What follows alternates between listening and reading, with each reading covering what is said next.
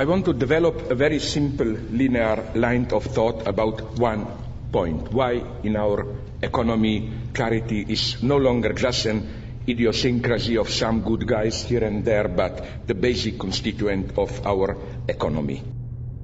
But I claim in today's capitalism more and more the tendency is to bring the two dimensions together in one and the same gesture, so that when you buy something, your anti-consumerist duty to do something for others, for environment and so on, is already included into it. If you think I'm exaggerating, you have them around the corner, walk into any Starbucks coffee, and you will see how they explicitly tell you, I quote their campaign, it's not just what you are buying, it's what you are buying into. And then they describe it to you. Listen, when you buy Starbucks, whether you realize it or not, you are buying into something bigger than a cup of coffee. You are buying into a coffee ethics. Through our Starbucks Shared Planet program, we purchase more fair trade coffee than any company in the world, ensuring that the farmers who grow the beans receive a fair price for their hard work. And we invest in and improve coffee growing practices and communities around the globe. It's a good coffee karma. And a little bit of the price of a cup of Starbucks coffee helps furnish the place with comfortable chairs and so on and so on. You see, this is what I call cultural capitalism at its purest. You don't just buy a coffee. You buy in the very consumerist act.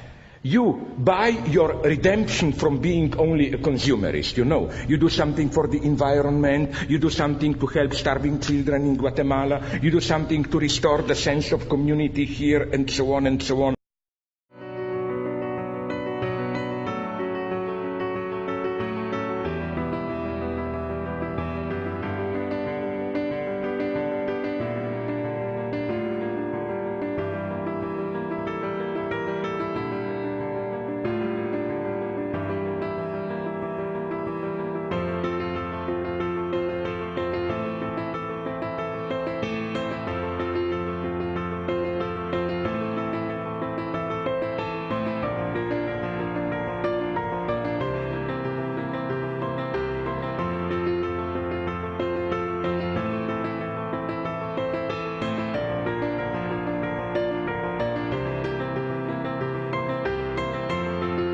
This generates almost a kind of a, how should I put it, semantic over-investment of burden, you know. It's not just buying a cup of coffee. It's at the same time, you fulfill a whole series of ethical duties and so on and so on. And again, this logic, I think, is today almost universalized. I'm just saying that if all the cherished values of liberalism, I love them, but the only way to save them is to do something more. You know what I'm saying? I'm not against charity, my God.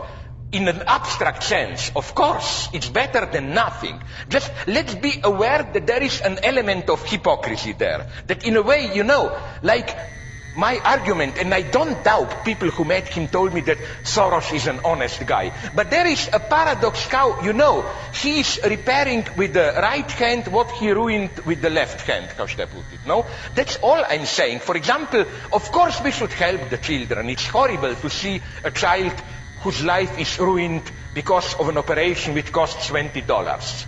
But in the long term, you know, as Oscar Wilde would have said, if you just operate the child, then they will live a little bit better, but in the same situation which produced them.